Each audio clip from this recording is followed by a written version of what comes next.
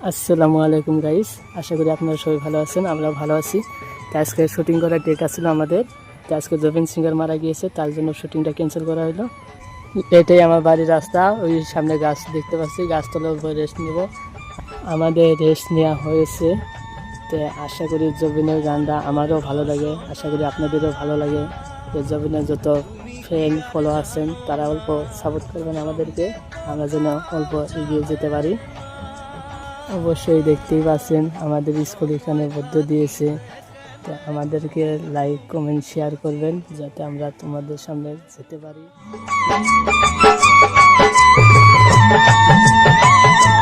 মন মোর রসনা